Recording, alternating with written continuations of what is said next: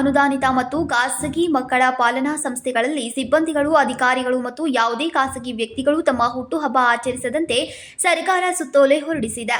ಆದರೆ ಬೈಲಹೊಂಗಲ ತಾಲೂಕಿನ ವಕ್ಕುಂದ ಗ್ರಾಮದಲ್ಲಿರುವ ಮೊರಾರ್ಜಿ ದೇಸಾಯಿ ವಸತಿ ಶಾಲೆಯ ಪ್ರಿನ್ಸಿಪಾಲ್ ಸರ್ಕಾರದ ಸುತ್ತೋಲೆಯನ್ನ ಲೆಕ್ಕಿಸದೆ ನಿಯಮ ಗಾಳಿಗೆ ತೂರಿ ಹುಟ್ಟುಹಬ್ಬವನ್ನ ಆಚರಿಸಿಕೊಂಡಿದ್ದಾರೆ.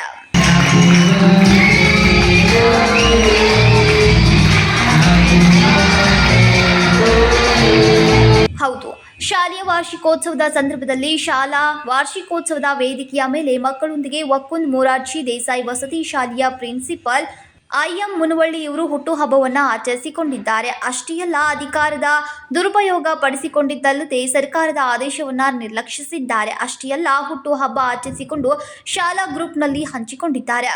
ಏನೋ ಸರ್ಕಾರಿ ಆದೇಶವನ್ನು ಗಾಳಿಗೆ ತೂರಿ ಹುಟ್ಟುಹಬ್ಬ ಆಚರಿಸಿಕೊಂಡ ಮೊರಾರ್ಜಿ ದೇಸಾಯಿ ವಸತಿ ಶಾಲೆಯ ವಕ್ಕುಂದ ಪ್ರಿನ್ಸಿಪಾಲ್ ಇವರ ಮೇಲೆ ಮೇಲಾಧಿಕಾರಿಗಳು ಯಾವ ರೀತಿ ಕ್ರಮ ತೆಗೆದುಕೊಳ್ತಾರೆ ಅನ್ನೋದನ್ನ ಕಾದು ನೋಡಬೇಕಿದೆ.